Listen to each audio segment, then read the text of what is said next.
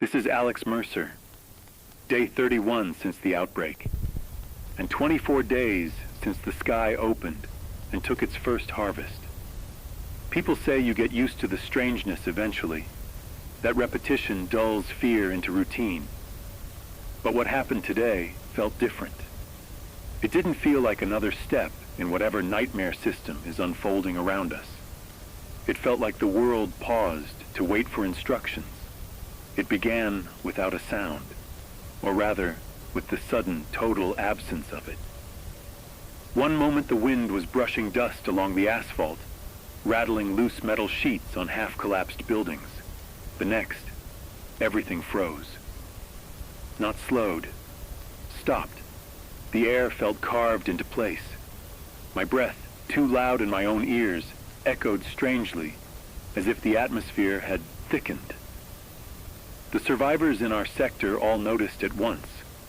You don't ignore silence like that. Even the dead reacted. Not the twitching, reactive motion we've come to expect, but the opposite. They halted mid-step, heads slightly cocked upward, like animals sensing an invisible predator. I stepped outside the tower to see what was wrong, scanning the sky out of habit. At first I didn't see anything. Just a low ceiling of dull gray cloud cover, thick enough to feel oppressive. But then a flicker caught the corner of my eye. Not movement, not light, an imperfection. A vertical shimmer razor thin, like heat rising from asphalt in summer. Except this was slicing the sky itself. Not enough to illuminate anything below it, but enough to warp the clouds around its presence. It didn't expand like the first distortion. It didn't spiral open.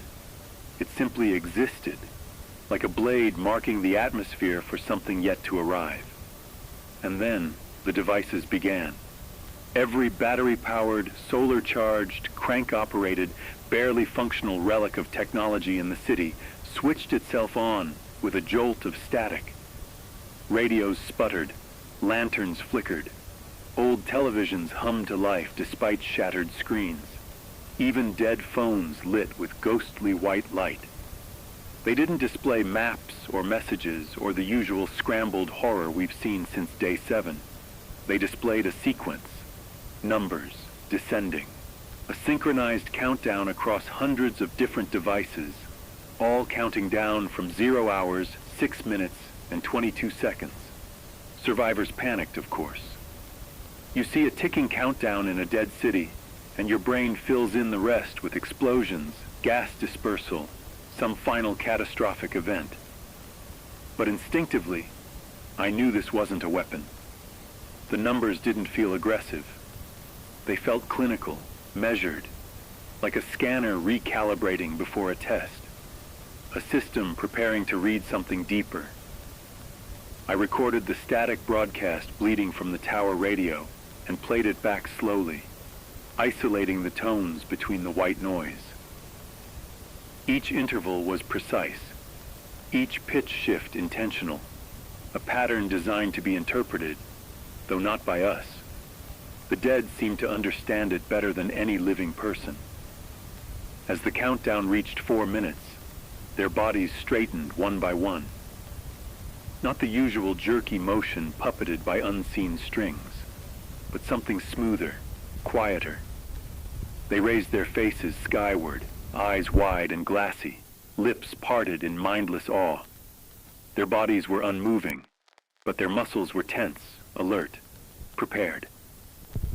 Something was listening to the countdown. Something was waiting for it to reach 0. At 1 minute, the shimmer in the sky thickened, still not widening, still not peeling the clouds away, but becoming denser, like whatever it was existed in layers that were slowly sliding into alignment. The silence deepened to the point that even my pulse sounded muffled. A few survivors reported pressure behind their eyes, a sensation similar to altitude sickness. One woman vomited violently and insisted she could feel numbers moving behind her skull. Another man claimed the sky was staring back, that something behind the shimmer was adjusting its focus directly on him. The countdown hit 10 seconds. The digits on every device flashed brighter, faster, stuttering as if struggling to contain the signal. The dead leaned forward ever so slightly, not to attack, but to anticipate, their bodies almost receptive. When the timer struck 0, everything shut off, instantly. No flicker, no fade out.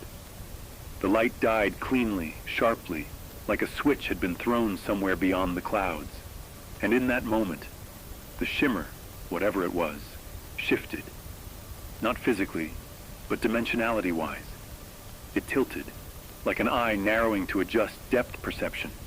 A recalibration, a second phase, a brief reorientation of a system far larger than the city it watched.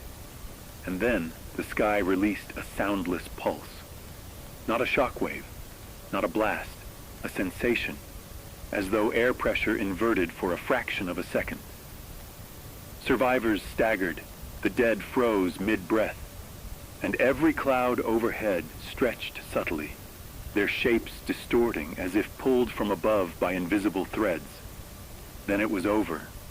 The shimmer thinned, softened, and dissolved back into the sky, leaving no trace. The silence broke, slowly at first, the wind stumbling back into motion, loose debris clattering across rooftops, distant groans rising from the dead as they resumed their mindless patterns. But they weren't the same. Their movements were more synchronized now, their heads turned more sharply, their reactions, too quick to be instinct, aligned with each other across impossible distances, as if the countdown wasn't just a calibration of the sky, but a calibration of them. This wasn't an attack. It wasn't a message. It was preparation. Something in the sky is adjusting the world, tuning it like an instrument, and we're the environment being measured. This is Alex Mercer. Day 31 since the outbreak began, though it feels like far longer. Time has become strange in the quiet. Days don't feel like days anymore. Night doesn't feel like night. Everything hangs in a gray suspense, as if the world is waiting for a cue it already missed. I used to mark time by sunlight, by the faint warmth it offered when the cold mornings drifted in. But ever since the sky opened on day 7, ever since it took what it wanted, every dawn feels the same. Pale, sick, tired. The clouds hover too low, like a second ceiling heavy enough to crush you if you stare at it too long. But today, something changed again. Something subtle at first, but unmistakable. I knew it the moment the wind died. I know that sounds impossible. How do you notice the moment the wind stops? But trust me, you feel it. The shift, the unnatural precision of it. It wasn't gradual. It was like someone snapped their fingers and erased every current of air at once. Dust particles froze mid-sway. Leaves stopped tumbling down the cracked roads.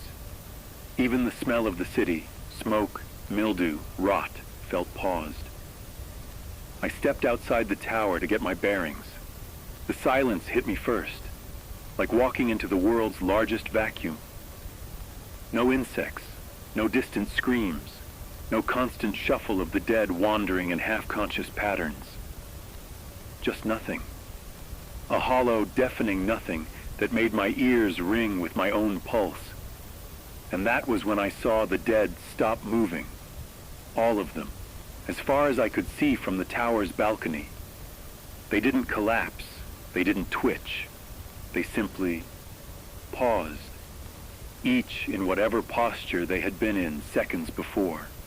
One corpse with its arm half raised froze mid-swing, the wrist limp in mid-air. Another, leaning against a rusted mailbox, stayed perfectly balanced without shifting. The bodies littering the streets, all motionless but upright, looked like a grid of mannequins placed across the city intentionally. I swear, even their shadows felt still. At first I thought maybe it was another pulse coming, Another scan like the one that shattered half the eastern windows after the first sky distortion. But there was no hum this time, no tremble in the ground, no vibration gnawing at bone. Just a silence so absolute the world felt as if it had stopped breathing. Survivors emerged slowly from their shelters, each looking more confused than the last. Mara from Sector 8 waved at me from 2 rooftops away. Her mouth moved, but I heard nothing. Not even the faint echo of her voice. The silence wasn't just atmospheric. It was total. It swallowed everything. My own footsteps didn't echo. My own breathing felt muffled. It was like the world had been wrapped in dense fabric. Then I saw it. Not an opening in the sky this time. Not the swirling, spiraling wound that had peeled away the clouds almost a month ago. This was thinner, sharper, a vertical line of distortion barely perceptible unless you knew to look for it. Like a blade of shimmering air slicing down the sky's surface. Not light, not a portal, a flaw, a seam. I watched it flicker, widening by the slightest fraction. The clouds bending inward toward its shape like gravity itself had been redefined around it. And yet, still no sound. Not even the faint electrostatic buzz that usually precedes the dead's sinking episodes. I felt an ache form behind my eyes. Not painful yet. Just a pressure, like descending in an airplane too quickly. Others felt it too. I saw survivors clutching their temples, blinking rapidly as if trying to clear a blur from their vision. That was when the devices came alive. Every single electronic device in the city, dead or operational, broken or intact, connected or standalone, flickered to life in unison. Radios sputtered with static. Abandoned televisions flickered with white noise despite shattered screens. Flashlights switched on without being touched. Batteries that had been empty for weeks suddenly held full charge. Even old digital clocks buried in rubble began blinking awake, their numbers jittering as if possessed. And then they synced. Every device displayed the same sequence. 0 hours, 6 minutes, and 22 seconds. And the countdown began. 0 hours, 6 minutes, and 21 seconds. 0 hours, 6 minutes, and 20 seconds. 0 hours, 6 minutes, and 19 seconds. Ticking down with impossible precision. Each shift in digit perfectly synchronized across thousands of devices. Even the ones without displays pulsed in rhythmic static bursts. The pattern uniform, calculated. It didn't feel like a bomb timer, not really. It felt like a calibration timer. A pre-programmed sequence meant for something that existed far above any of us, and far beyond our understanding. I leaned over the radio tower console, recording the static broadcasting from its speakers. This time, the static wasn't random. It wasn't a garbled mess of interference and broken frequencies. Beneath the noise was a tone, deep, rhythmic, pulsing in descending intervals. A language, if I dared to call it that. Not for humans, not for any species we know. A language of pure frequency, emotionless and precise. I recorded it, amplified it, slowed it down to a crawl. It wasn't a message. Or maybe it was, but not the kind you translate with words. It was a counting mechanism, a measurement tool. Something in the sky was aligning, mapping, testing. At the 4-minute mark, the dead moved again. Not all at once, not uniformly, but like they were waking from a trance, each snapping into a new posture. Their arms hung straighter, their heads tilted farther upward, their spines lengthened, vertebrae cracking audibly even in the muted silence. Their mouths dropped open slightly, as though inhaling something only they could perceive. The worst part wasn't their movement. It was their anticipation. Their bodies were poised not for attack, but reception, like they were waiting for instructions, I felt the pressure behind my eyes intensify, rising in pulses that matched the descending tones playing through the static. A young survivor named Elias collapsed near the tower stairwell, clutching his ears and screaming silently, his body shaking with each drop in the countdown. His lips moved rapidly, prayer or panic I couldn't tell. I knelt next to him, trying to pull him upright, and for the briefest second, his eyes turned pure white, not rolled back, not glazed, glowing. Then the glow faded, and he gasped like someone breaking the surface of water after nearly drowning. With 2 minutes left, the distortion thickened. The vertical seams stretched, warping the clouds around it like the sky itself was being tugged by invisible machinery. The air grew colder. Not winter cold, vacuum cold. The kind of cold you feel in your bones before you feel it on your skin. A few survivors said they heard whispering, not from around them, from inside their heads. A faint chorus, distant yet overlapping, like thousands of voices speaking in a frequency slightly too high to be understood. One woman clawed at her face, trying to get them out. Another man began laughing uncontrollably until the laughter turned to choking. 3 children sat perfectly still, eyes fixed on the distortion as tears streamed silently down their cheeks. And all the while, the countdown continued, unwavering. 0 hours, 1 minute, and 22 seconds. 0 hours, 1 minute, and 21 seconds. 0 hours, 1 minute, and 20 seconds. I should have run. I know that. Every instinct screamed at me to get underground, to hide, to vanish before the timer hit 0. But curiosity, or maybe obsession, rooted me in place. I couldn't look away. I needed to know what the sky wanted, what it was preparing for, what this calibration was meant to accomplish. When the timer hit 10 seconds, something changed. The silence broke. Not with sound, with vibration. The world vibrated without noise. My teeth buzzed. My ribs tightened. My bones felt like tuning forks struck by invisible hammers. The distortion widened a fraction more, a thin slit stretching upward into the heavens. The clouds recoiled from it, peeling away in retreat. The dead fell to their knees, not in worship this time, but in forced submission. Bodies stiffened by unseen force, spines bowed, jaws locked open. Then the countdown reached 0, and the world blinked. Every device shut off. Every light died. The sky went dark for a heartbeat, a quick, flickering blackout, as though the atmosphere itself reset. And in that instant of darkness, I saw something inside the distortion, not clearly, not fully, but enough, a structure or a silhouette, or a shape that shouldn't exist in any known dimension. Vast, angular, pulsing, alive, watching, updating. The blink passed. Light returned. Wind returned. Sound returned. But the presence in the distortion, the awareness, lingered long enough to know one thing. It saw us. The distortion snapped shut with silent finality, stitching the sky back into its seamless gray dome. The pressure behind my eyes faded instantly. The dead rose without hesitation and resumed their previous positions as if nothing had happened.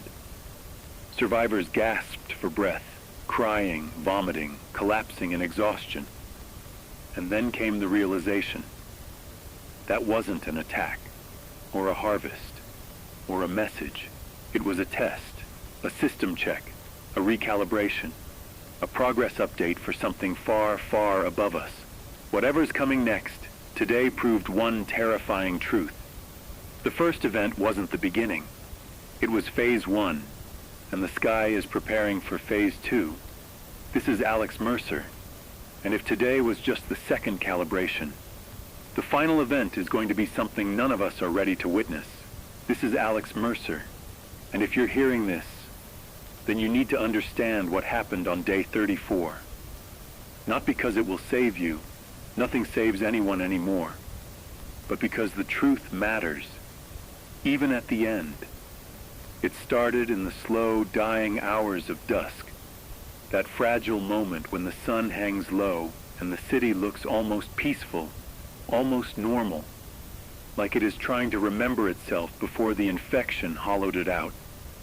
We had taken shelter inside an old broadcasting station, a concrete relic from the days when people still cared about radio waves and weather alerts and morning shows.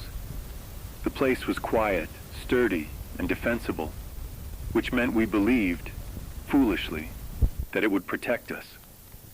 Supplies were thin, morale was thinner, but for the first time in days, we weren't running. We thought standing still was safety. We didn't know that standing still made us easier to find. I went up to the rooftop around sunset to check the perimeter, expecting the usual sight, the dead frozen across the streets in their eerie formation, heads slack, limbs hanging like broken marionettes disconnected from their strings. They didn't breathe. They didn't look. They didn't exist unless something puppeteered them. But then I saw one move. Not the jerking, glitch-like motion we'd grown numb to, but something controlled and deliberate. Something that whispered of awareness. The corpse lifted its head slowly, like a sleeper rising from a dream. For a moment I thought I was hallucinating from hunger, that stress had finally cracked my mind, until I saw the faint white glow flicker to life inside its eyes. Not a reflection, not a trick of light, a soft halo, a perfect ring of luminescence forming around dull, dead pupils. It stared directly at me, and in that instant, the distance between roof and street felt unsafe, insignificant, meaningless. The corpse wasn't looking in my direction, no, it was tracking me. Before I could shout, the glow spread across the city like infection blooming through a bloodstream. One by one, heads lifted. One by one, eyes ignited. A sea of pale white orbs lit up the darkening streets, alleys, rooftops, windows. Hundreds, then thousands. The city was no longer a dead zone. It was a landscape of watching eyes. My breath caught in my throat. The sky dimmed, the air chilled, and the world felt suddenly smaller than it ever had before. The radio clipped to my vest began hissing, not the usual messy static, but a rhythmic pulse. 1, 2, 1, 2, like an artificial heartbeat syncing with the glow. When the signal hit, we knew something had changed. At 8:16 p.m., a vibrating wave of sound rolled through the streets, so low I didn't hear it. I felt it. It buzzed behind my eyes, crawled down my spine, rattled my teeth. People inside the station collapsed, clutching their heads, choking on what felt like cold air being forced into their lungs. The dead, however, responded with unnatural discipline. Their glowing eyes brightened to blinding white. Their mouths slackened. Their bodies straightened. They weren't hurting. They were receiving. They were being activated. A woman near me screamed and pointed upward, and when I looked, I saw the faint outline of a circular distortion forming above the clouds. No color this time. No auroras. Just a subtle ripple, like a fingerprint pressed into the fabric of the sky. Not descending, not arriving. Just watching. Just updating. And that was when the corpses began projecting thin beams of white light, almost invisible but unmistakably real. The beams stretched outward from their eyes, slow, deliberate sweeps across the city, tracing rooftops, walls, doors, shadows. They weren't looking for movement. They were scanning for heat signatures, measuring heart rates, pinpointing hiding places. In seconds, our building, the structure we believed was safe, was outlined in soft white patterns like a wireframe in some digital design. Every room, every wall, every survivor, We weren't silhouettes anymore. We were targets. I signaled the others to get away from the windows, but curiosity is a disease more persistent than any infection. People peeked anyway, and each time someone's head appeared near a window, a cluster of glowing eyes snapped toward them instantly. Fast, sharp, coordinated. The first coordinated attack came shortly after. A hollow thump echoed through the stairwell, then another, then dozens more in a perfect cadence, not chaotic like the past, not frantic, organized. They approached with purpose. On the monitors inside, we saw them climbing the outer walls, gripping rusted beams with inhuman strength, placing their hands exactly where the structure was weakest. They weren't reacting to sound or motion. They were following real-time visual feed, seeing through the walls, tracking our heat signatures like predators engineered for detection. When a man panicked and fired a shot, the muzzle flash was like a flare in the night. Every glowing eye for blocks snapped toward it instantly, and the dead rushed the building.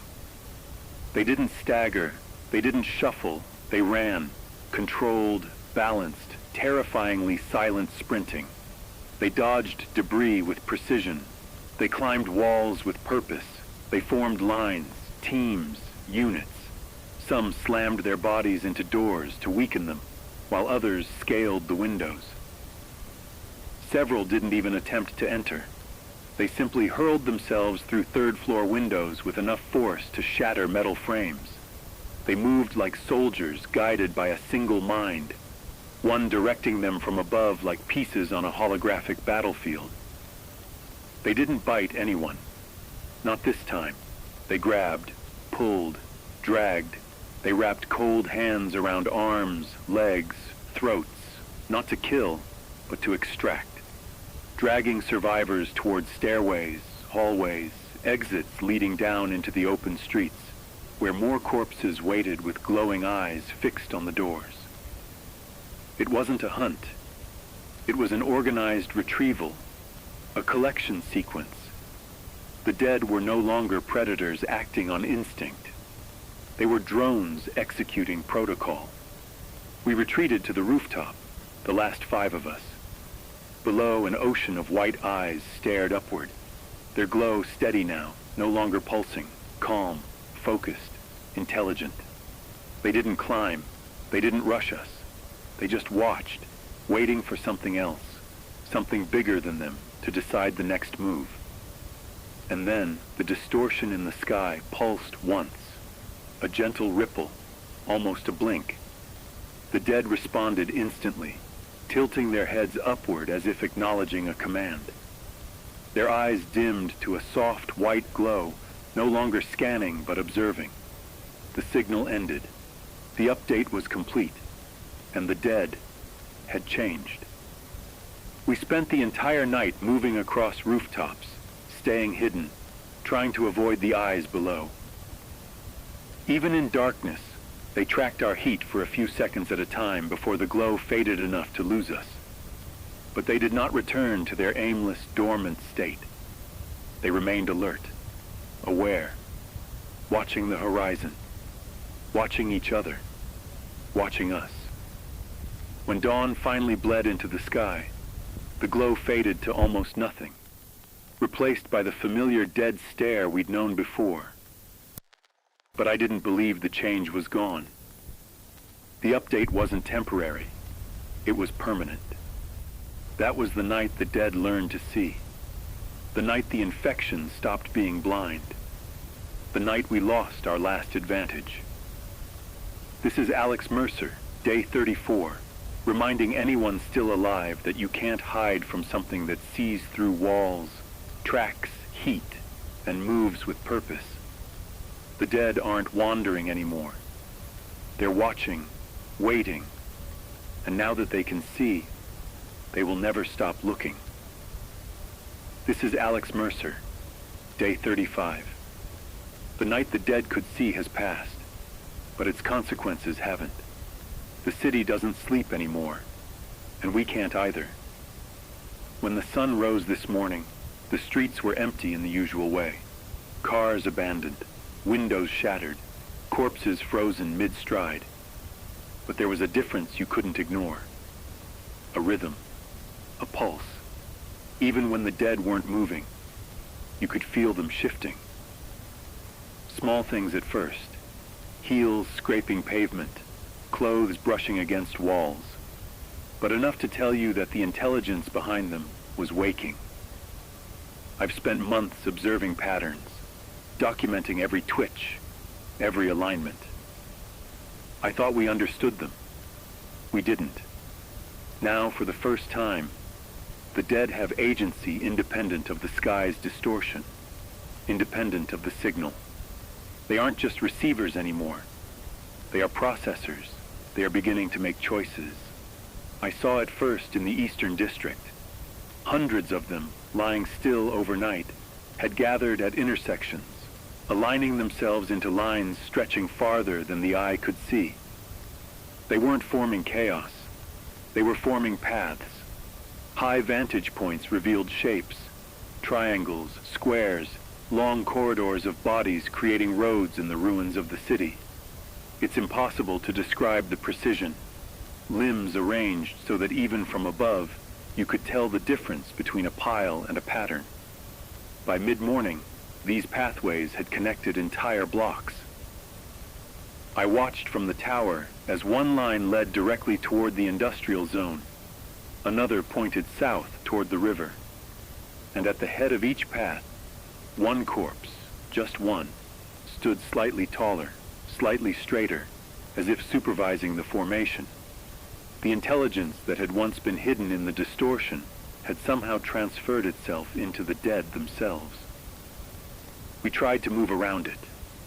We tried to avoid the new streets of corpses, ducking through back alleys, climbing over debris, but it didn't matter. Every time we entered one of these pathways, more eyes glowed. Not the same as last night. Brighter, sharper, focused. The dead weren't just seeing us anymore. They were recognizing patterns in our movement.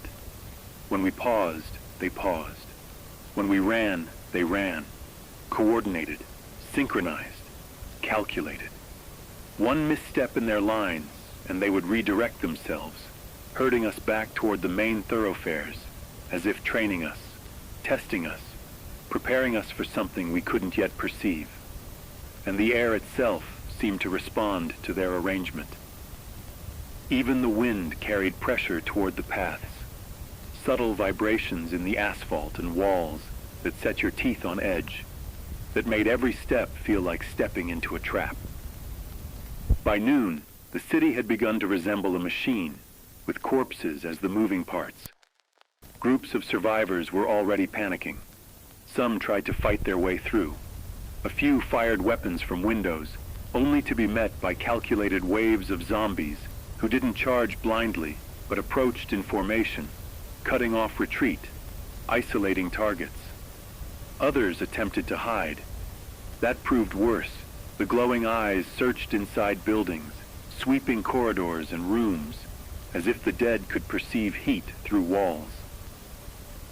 Those who stayed hidden for too long didn't survive. Not because they were found, but because the formation seemed to anticipate their location. When a barricade was built, or a door nailed shut, the nearest corpses simply leaned against it. Not violently, not with brute force, but enough weight to wear it down, to test its integrity, to measure human resistance. Every barricade eventually gave way. Every hiding place eventually revealed its occupant. It was no longer a hunt. It was an experiment. And then I saw the march begin. It started slowly, corpses moving in perfect lines along the paths they had created overnight. One step at a time, synchronized across blocks, streets, and avenues. The dead weren't shuffling aimlessly. They were walking with purpose. South, toward the river. East, toward the industrial zone. West, toward the mountains. Every movement felt like part of a larger design, and the sheer scale was terrifying. Thousands of bodies moving as one entity. Even the previously feral ones, scattered and isolated, fell into formation as if absorbed by an unseen conductor. The air vibrated with the soundless pulse of their motion, and if you listened closely, you could hear it. Not a growl, not a moan, but a harmonic resonance rising from their joints, bones, and teeth. A frequency just below perception, registering directly in your chest and skull. It was the sound of coordination, the sound of a system coming online. The survivors in our group were terrified. Some collapsed on the rooftop, unable to comprehend the scale of what they were witnessing. Others argued about what to do, shouting over the silent march, pointing at windows, doors, and alleys, as if movement alone could be a strategy. But there is no strategy against something that thinks, something that has learned how to see and how to move with precision beyond anything human. We could only retreat, moving from rooftop to rooftop, tracking the flow of the dead below, calculating their velocity, estimating the time we had before they noticed our presence. And every time we stopped, their eyes found us. Every time we moved, they adjusted. Every step we took seemed anticipated. By late afternoon, the march had reached the industrial zone. Hundreds of corpses funneled into the collapsed factories, stacking, aligning, building something we couldn't yet comprehend. I don't know if it was a structure, a pattern, or a device, but even from our distance, it was clear that the dead were performing tasks, arranging, lifting, layering, following instructions invisible to us, but crystal clear to them. The mist that had been present since day 7 swirled around them, crackling with static. Occasionally, sparks arced from the mist into the bodies, recharging some unseen energy, animating them with even greater precision. The glow in their eyes intensified, as if feeding on the ambient frequency, and I realized, with a sinking dread, that the dead were now entirely self-sufficient in their coordination. They no longer required the signal from the sky. Whatever intelligence was in the distortion had moved into them permanently, and the city had become a living map of its will. We spent the night watching from above, frozen, exhausted, unable to act, unable to even breathe freely. The march didn't stop. It extended, looped back, crossed itself, forming new pathways and new patterns. And when the sun rose again, the dead had organized themselves into a lattice stretching across every district, every street, every alley. The city wasn't theirs yet, but it belonged to the system they served, and the system had learned to see, to measure, and now to march. I don't know what the sky has planned, or how far this intelligence extends. I don't know if it can be stopped, but the night the dead learned to see was yesterday. The day they learned to move as one is today. Tomorrow? I fear what comes next. This is Alex Mercer, day 35, and the dead aren't wandering anymore. They are marching, and the world will never be the same. This is Alex Mercer, day 42. A week has passed since the dead learned to march, since the city became a lattice of bodies moving with impossible precision. We thought we understood the scale of what we were facing. We were wrong. The mountains at the city's edge, the jagged peaks we used to consider a distant border, something immovable, eternal, are moving. Not slowly, not in a landslide. They are breathing. I saw it first at dawn, when the mist that had always clung to the northern slopes began spiraling upward in unnatural currents. At first I assumed it was fog, dense, charged, anomalous, but fog nonetheless. But the peaks themselves, they shifted. Ridgelines lifted, twisted, contracted, as if the mountains had tendons, as if they were alive. The snow patches slid upward instead of downward. Rocks separated and rejoined, as though the earth itself was inhaling, then exhaling, drawing the atmosphere along with it. The horizon curved in impossible ways, and the scale of it, larger than any building, larger than the city itself, made the human mind reel. We realized quickly that this wasn't natural, not tectonic, not wind, not weather. This was the next phase.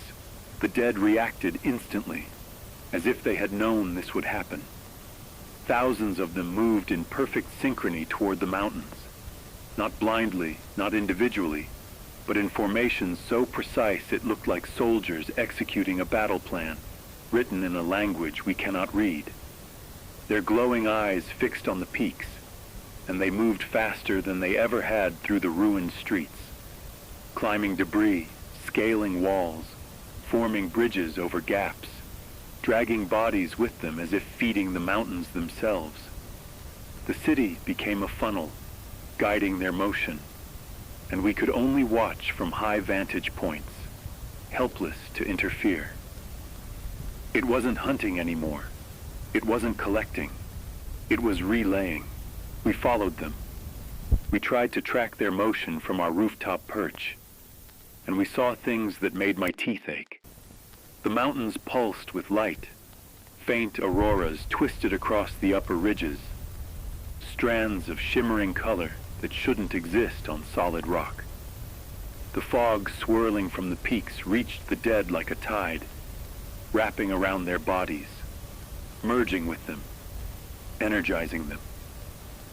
When a corpse stepped into the mist, their glowing eyes intensified.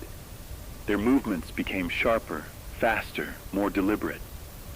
Some of them began ascending the slopes, lifting bodies from the streets in the city and carrying them upward, as if the mountains were requesting tribute. They didn't stumble. They didn't fall. They marched straight up impossibly steep inclines, bodies hovering slightly above the jagged terrain, gravity yielding to something stronger than physics. By midday, the fog had condensed into a towering column, spiraling straight into the sky, crackling with static energy that pulsed in rhythm with the dead below. I swear, the air smelled like ozone and rot combined, a scent that burned the throat and froze the blood. And above the fog, the distortion in the sky responded. It pulsed once, twice, a soft shimmer that seemed to acknowledge the mountains awakening. And the dead, they kneeled. Not in worship, not in submission, but in alignment. Rows of them bending toward the peaks, their glowing eyes scanning upward, as if waiting for the mountains themselves to speak. I realized then that the dead are no longer just extensions of the distortion. They are participants in a system that spans the earth and sky, and the mountains are the next node in that system. We tried to approach, but even from a mile away, the effect was palpable. The ground vibrated underfoot. Windows rattled in their frames. People who remained in the city reported a pressure behind their eyes, the familiar tingling down the neck, the static crawling over the skin. One survivor said she could hear whispers in the fog, a harmonic resonance that made the teeth ache and the brain hum. No words, only commands, only instructions for the dead to follow. And follow they did.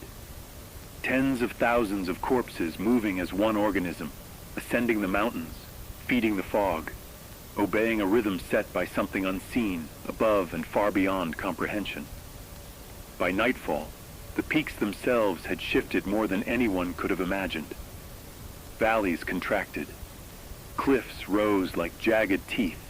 Entire ridgelines seemed to inhale and exhale as if breathing, pulsing with some internal force.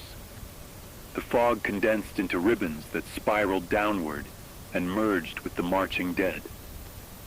We saw bodies lifted from the river, from rooftops, from collapsed streets, drawn to the mountains by the fog's current, and then absorbed into the folds of the living rock. I don't know how else to describe it. It was as if the mountains were alive, feeding, growing, learning, and the dead were its instruments, its extensions, its scouts. We stayed on the rooftops through the night, moving from vantage to vantage, barely daring to breathe, watching the impossible spectacle unfold. By dawn, the scale had expanded so far it was incomprehensible. The city had become a conduit for the mountains a conduit for the sky, and the dead the conduit for both. And when the last light of day hit the peaks, it was clear this wasn't an accident. This wasn't a local outbreak. This wasn't survival or infection. This is a system, and the mountains, the sky, and the dead are all nodes in it. And us? We are nothing more than measured data, expendable components, observed endlessly, waiting for the next command. This is Alex Mercer, day 42. The mountains are alive, the dead are their soldiers, the sky is their master, and the world as we knew it is gone. This is Alex Mercer, day 49. The mountains have moved. The dead have learned to march. The city has become a conduit, a lattice of corpses and ruin, feeding the will of something above us, something patient and unimaginably vast. But tonight was different. The sky spoke directly, not in whispers, not in pulsing distortions, but in a storm, not rain, not wind, not lightning as we know it. The signal storm began slowly, a low hum on the horizon that crept across the city like a shadow before a predator. At first, it was barely perceptible, only noticeable because every electronic device, phones, radios, generators, even broken clocks, flickered in unison. Screens displayed static, not random, but patterned, scrolling lines of symbols we couldn't interpret. Harmonics so precise they felt like instructions drilled directly into bone and nerve.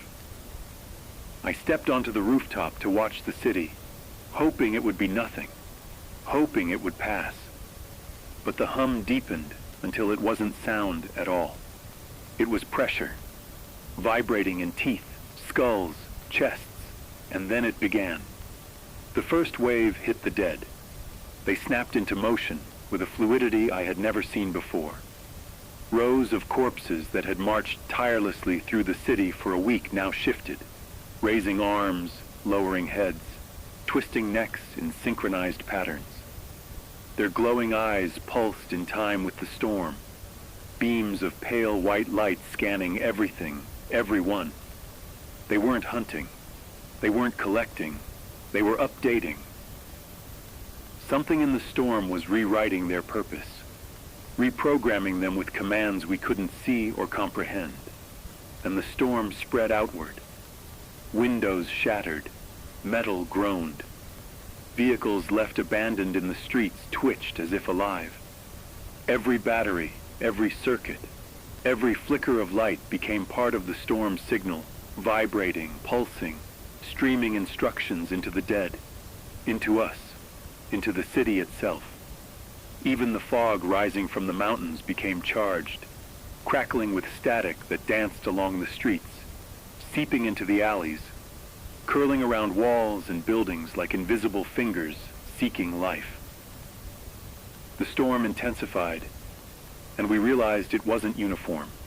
It was precise, a calibration pulse. Certain blocks experienced stronger vibrations. Certain intersections glowed with energy we couldn't identify. The dead responded instantly, bending toward the most charged areas, kneeling, then standing, spinning, raising arms, forming patterns in perfect geometric alignment. And then we understood why. They were transmitting data back into the storm. The storm wasn't just commanding them. It was learning from them, mapping movement, testing responses, measuring survivability, logging reaction times. The hum, the vibration, the pulsing glow. It wasn't noise. It was computation. And we were its input. We were variables. Every heartbeat, every shallow breath, every twitch of panic in the survivors below was being observed, measured, and cataloged. From our vantage point, the city became a grid of movement and light. Survivors who had tried to flee were intercepted not by brute force but by strategy. Corpses fell into lines, blocking escape routes, forming funnels, separating groups, guiding them into open streets where the storm could scan them more efficiently. When someone screamed, the sound was absorbed by the vibration itself, distorted into harmonics the living could feel in their bones but not understand. One man dropped from the rooftop in panic. A dozen corpses below split in perfect synchronization to intercept him before he hit the ground. Others froze in place, too terrified to breathe, and their heartbeats registered in the storm, brightening pulses of energy that rippled through the mist and into the dead. The storm was alive. The storm was aware. The storm was upgrading the system. And then came the sky. A pale, circular distortion appeared above the mountains, wider than anything I had seen before, edges pulsing with soft auroras of impossible colors. The storm seemed to converge on it. Lightning arced, but not in bolts. Thin filaments of light streamed down to the city, touching the dead, the buildings, the streets. Wherever the light touched, corpses stiffened, glowed brighter, and began to move differently, faster, smarter, coordinated beyond belief. One formation advanced toward the industrial zone, another toward the river, and others climbed the altered slopes of the breathing mountains, carrying bodies, dragging debris, merging with the fog, all synchronized to the rhythm of the storm. We watched from above, unable to intervene, helpless, and utterly aware that the system had evolved. The dead were no longer just receivers. They were extensions of the storm itself, and now the storm was above them, orchestrating a level of coordination we couldn't comprehend. The hum became almost unbearable, vibrating in the city, in the bones of the living, in the bones of the dead. Survivors began to hallucinate, seeing shifting shapes in the mist, shadows of creatures moving just beyond comprehension, hearing whispers layered within the harmonic vibration of the storm. The storm wasn't just interacting with the dead. It was interacting with consciousness itself. It was mapping fear, calculating decisions, learning. A flash of insight hit me. We weren't the primary target. We were the experiment. And the dead weren't predators. They were instruments, channels through which the storm measured reality, tested variables, prepared for the next stage. By midnight, the storm reached its peak. The sky twisted above us, auroras flaring into spirals, the distortion widening, the columns of light striking the city in thin, precise rays. Thousands of corpses on the streets below froze, then dropped to their knees, arms stretched skyward, faces illuminated as though offering themselves. And in that instant, I felt it in my chest, the unmistakable sensation of being scanned. Not looked at, not observed. Scanned, cataloged. The system was recording our presence, our response to the dead, our fear, our panic, our attempts to survive. And when it pulsed one final time, everything reset. The auroras collapsed, the distortion vanished, the storm faded to silence, and the dead returned to their previous formations, obedient, alert, updated, waiting. The city was still. The survivors were trembling, and the storm had left behind a single undeniable truth. It had learned, and the learning was only beginning. This is Alex Mercer, day 49. The signal storm has passed, but it left its mark. The dead are no longer only capable of observation. They are now instruments of a system we cannot fight, a system that sees, learns, and evolves. The sky is awake. The mountains are awake. The dead are awake. And we are nothing but data points. This is Alex Mercer, day 56. The signal storm has passed, but its consequences are only beginning. For a week, the dead have marched, the mountains have breathed, and the city has become a living grid of observation. And now, the dead have learned to take, not in fragments, not in isolated incidents. They are harvesting. I saw it first at dawn when the Eastern District awoke to silence. No distant moans, no staggering, no aimless wandering. Only rows upon rows of corpses standing still, eyes glowing brighter than I've ever seen, scanning the streets with the precision of instruments. And then it began, the first wave of collection. They didn't attack in the chaotic frenzy of old. They moved as one, identifying survivors, extracting them from buildings, dragging them through alleys, across rooftops, into open streets, and then toward something unseen beyond the city. The motions were clean, calculated, almost ceremonial, like farmers gathering a harvest, and the bodies they carried were not always bitten or torn. Some were alive, screaming, resisting, but they did not fight effectively.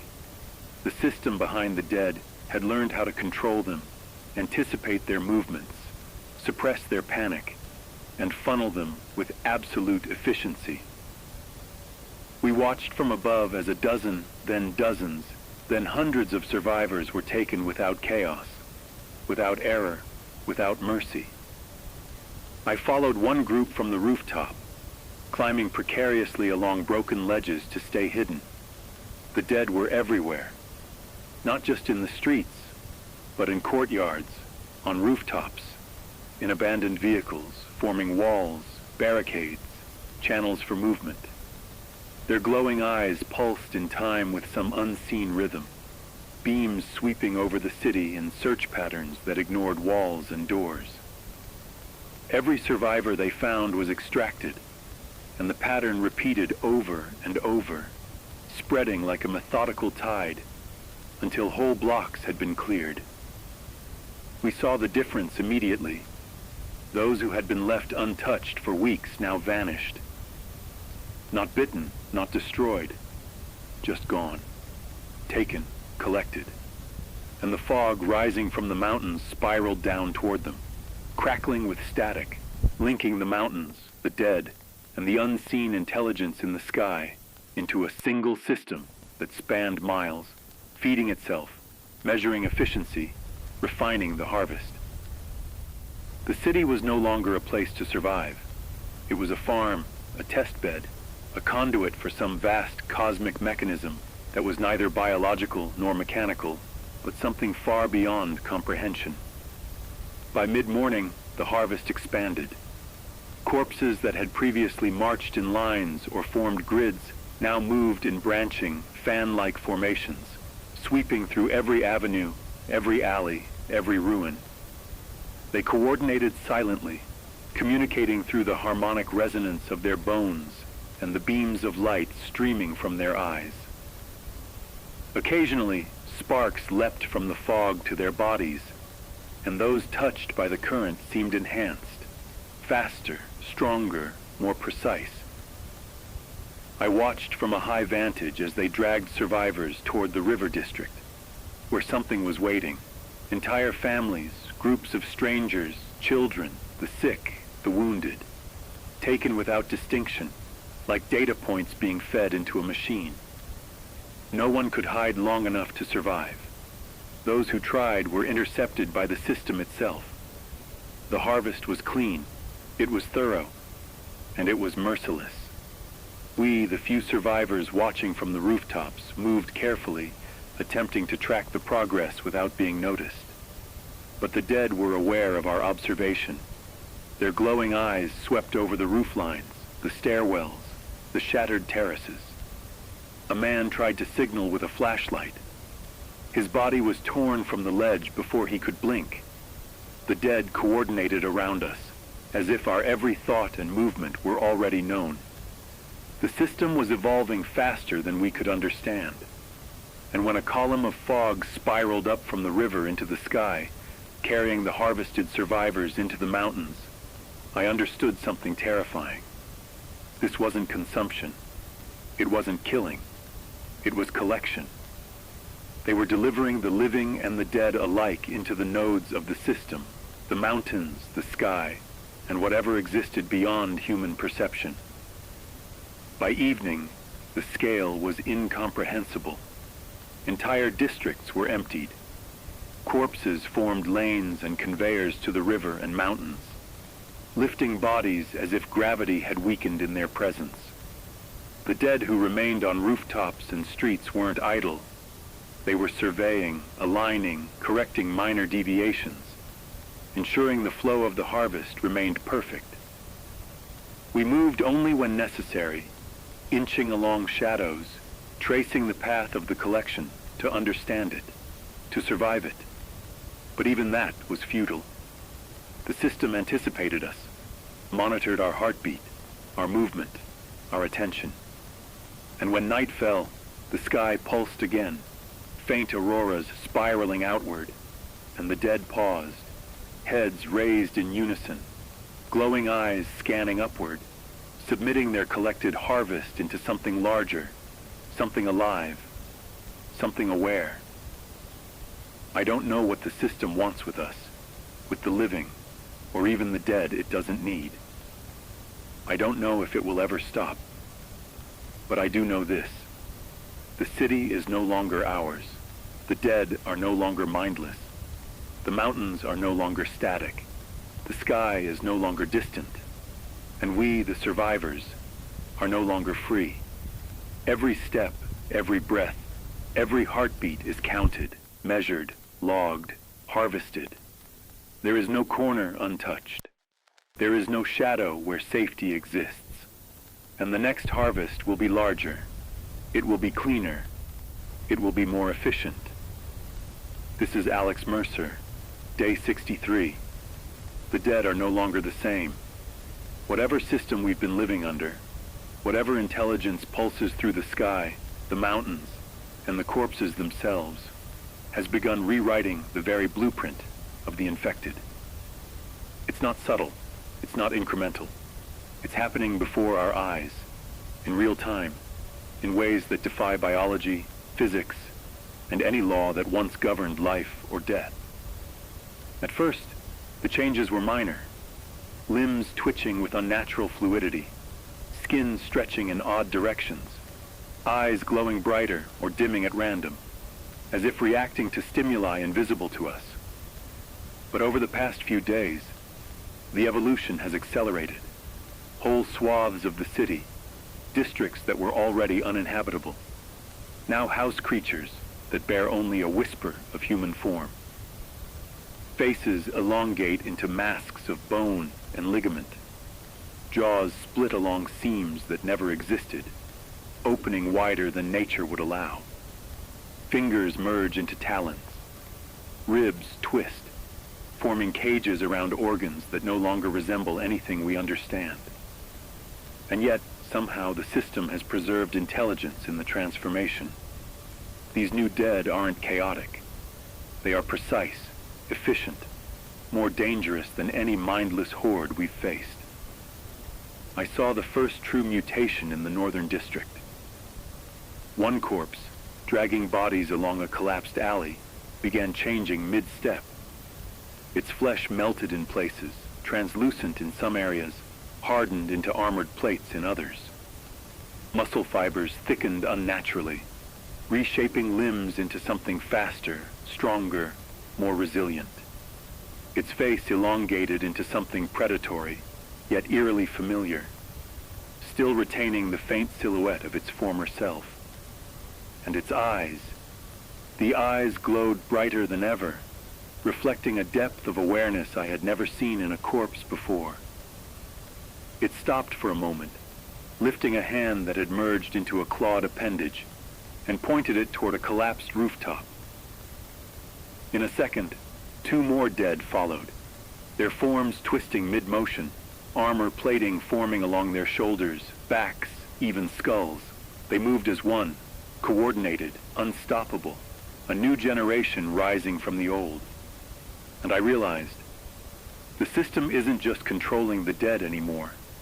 It's rewriting them, building the next iteration of soldiers. And these iterations are biological nightmares. By midday, the changes spread like wildfire. Entire blocks were occupied by corpses whose bodies had fractured and recombined in impossible ways. Limbs stretched, shrank, or duplicated.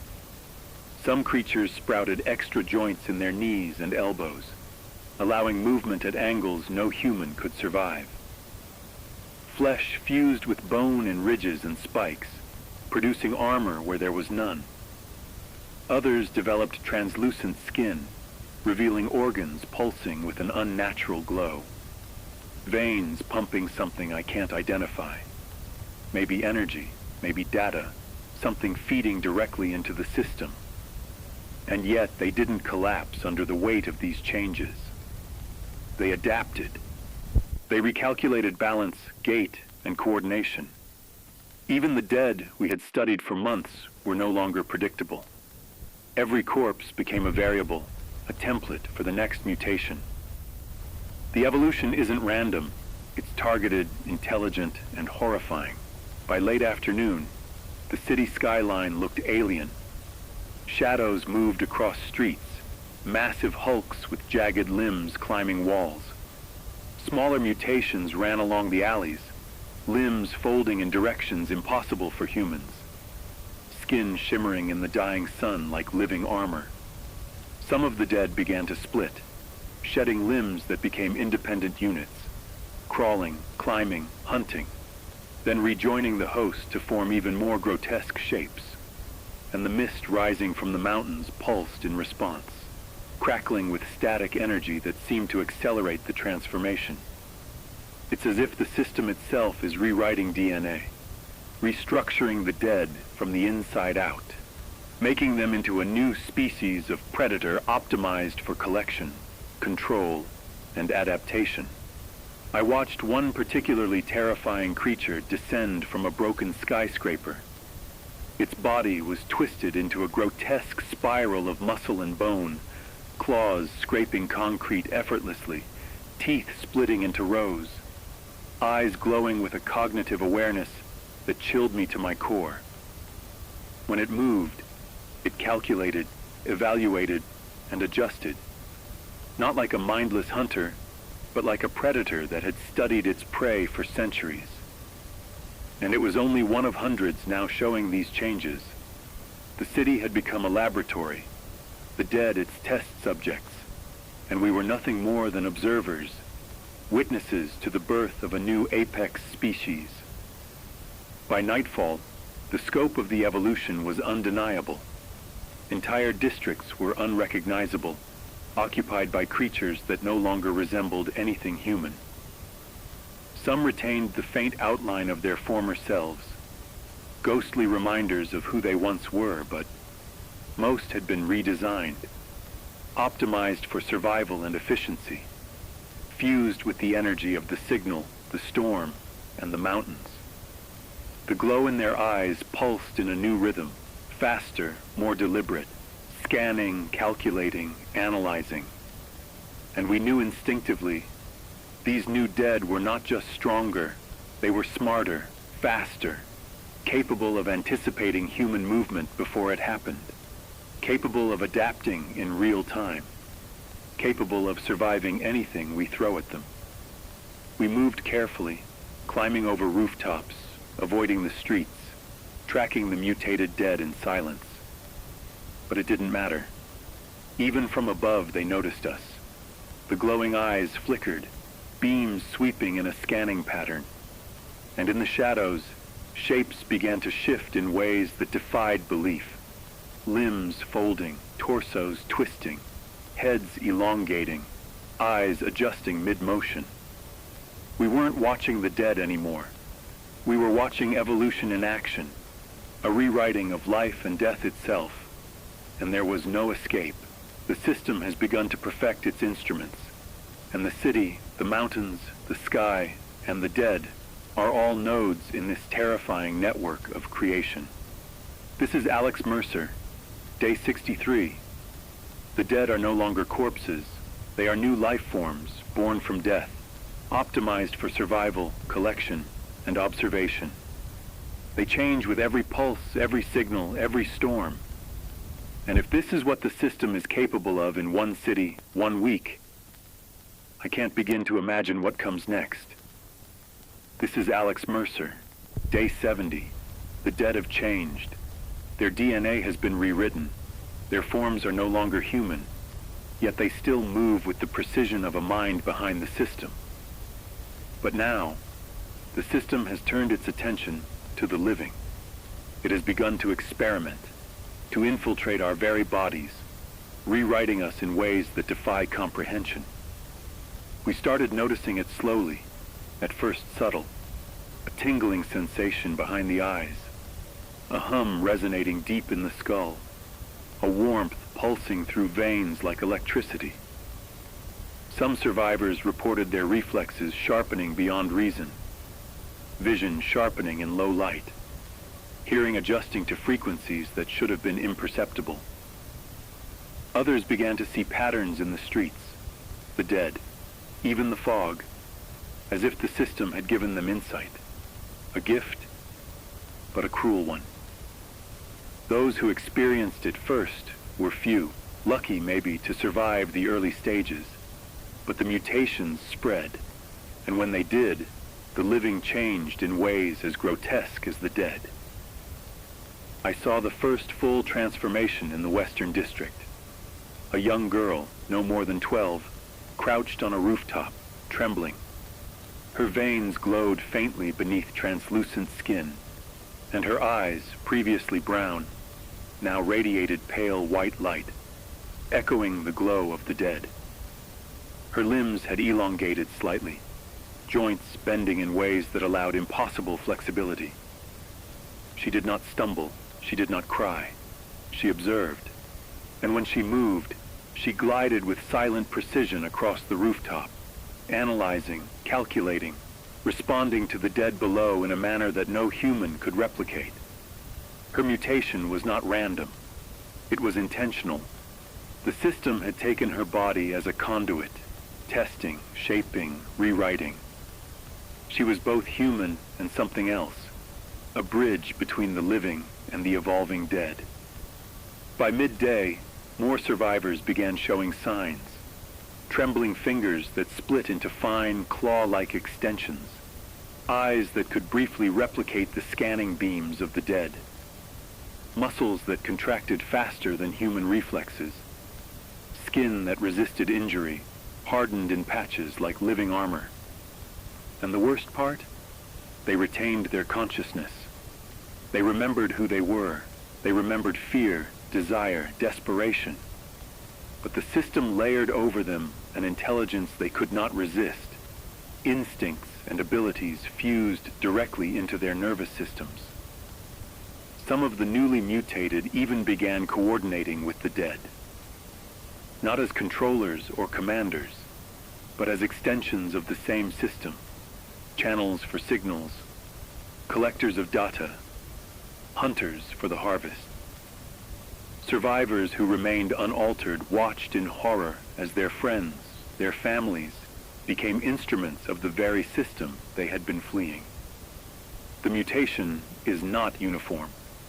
Some change subtly, their reflexes enhanced, their awareness sharpened, their endurance increased. Others mutate violently, bodies elongating, bones cracking and reforming, limbs bending in unnatural angles, eyes glowing, voices distorted, skin splitting to reveal muscle and tendons underneath. And the transformation is contagious. Not viral in the biological sense, but infectious in the system's sense. Those who witness it, who hear the resonance in the fog, who feel the pulse of the sky, are at risk. The system touches them, reshapes them, draws them toward the mountains, toward the nodes, toward the fog. And once it begins, there is no turning back.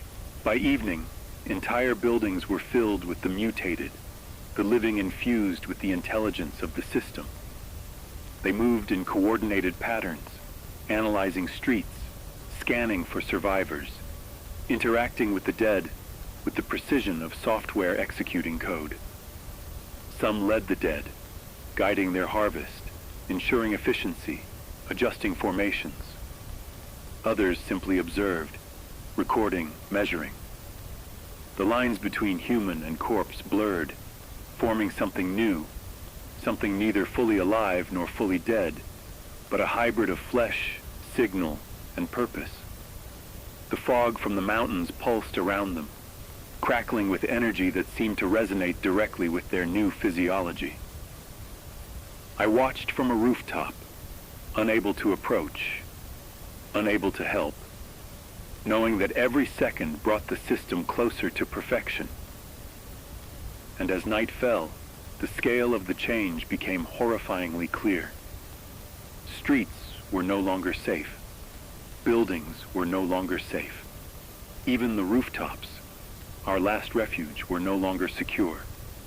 The mutated survivors began spreading into districts we had hoped to reclaim, merging with the dead, coordinating the harvest, scanning, collecting, testing.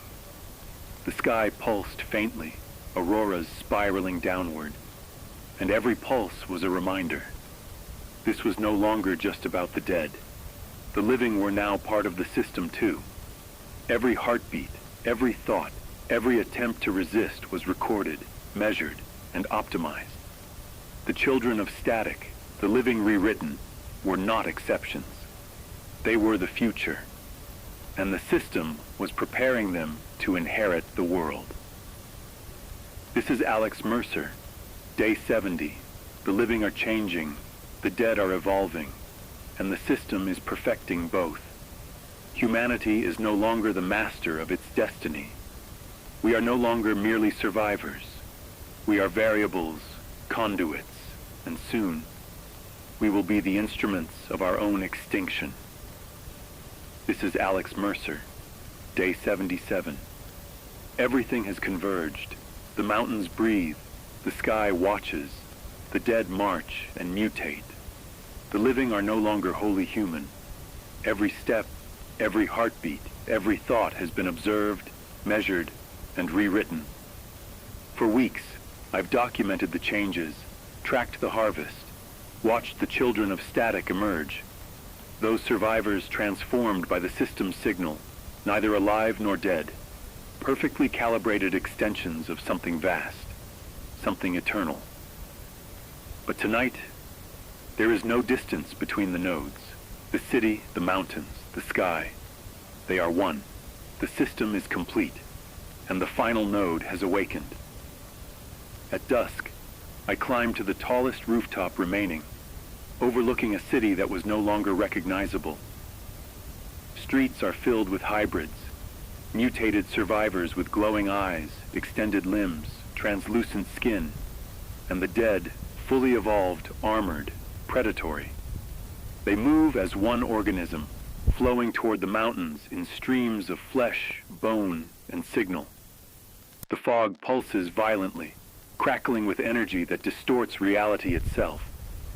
Buildings shake, windows fracture, metal groans under a pressure that isn't physical, but cognitive, like the world is bending around a mind larger than the earth.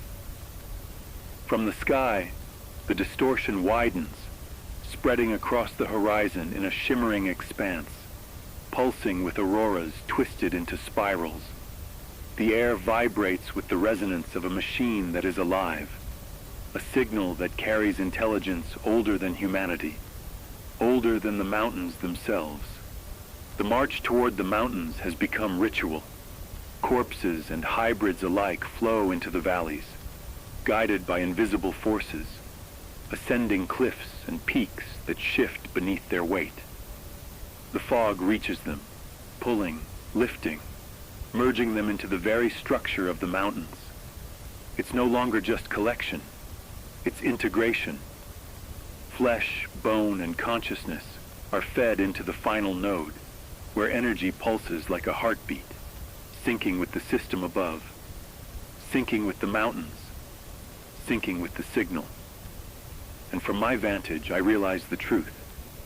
What we've called the dead, the infected, the children of static. None of it is random. Everything has been calculated. Everything has been optimized.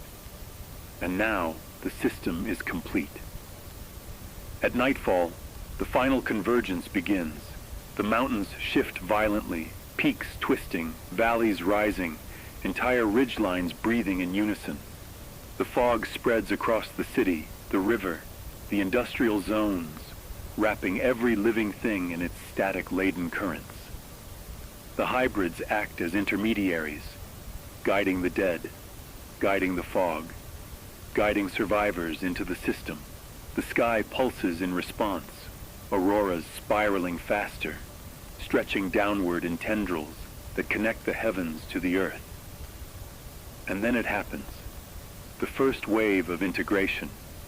Bodies, alive and dead, lifted from streets and rooftops, drawn toward the mountains, absorbed into the pulsing fog, disappearing into the system. And those who remain stare, frozen in fear, unable to resist. I watched as the dead, the mutated living, and the mountains became one organism, flowing together in a pattern too vast to comprehend. The sky rippled, and for the first time it felt as though the system was aware of me. Not hostile, not neutral, but aware, measuring, observing, recording. I felt the resonance reach inside my chest, vibrating through my bones into my mind, and I understood the truth. Humanity is no longer relevant. We are data points, variables, conduits, observers. The system does not need us, except as witnesses to its perfection, as echoes of what was, as reminders of fragility. I descended from the rooftop only to see the city, once ours, transformed. Streets cleared of chaos, buildings stripped to their skeletal frameworks, hybrids and dead flowing toward the fog and mountains in silent procession. The air is charged with electricity, with static, with life and death intertwined in a pulse that is incomprehensible. And as I watch, I record every detail, not because it will save anyone, not because it matters, but because it is the last act of human observation before the world is fully rewritten. The fog rises higher, the mountains pulse stronger, the sky glows wider, and the final node absorbs everything. The dead, the living, the mutated. And in that moment, the system achieves a level of perfection that I cannot fathom. I am left alone on the rooftop, the last witness, as the world as I knew it ceases to exist. Silence falls, but it is not peace. It is calculation, observation, awareness. The pulse continues in the mountains, the fog, the sky, a heartbeat of something eternal and indifferent, perfectly complete. This is Alex Mercer, day 77. The final node has awakened. The world is no longer ours. Humanity is no longer the master of its fate. The dead are no longer dead. The living are no longer fully human. And the system is perfect. If anyone finds this recording, remember this.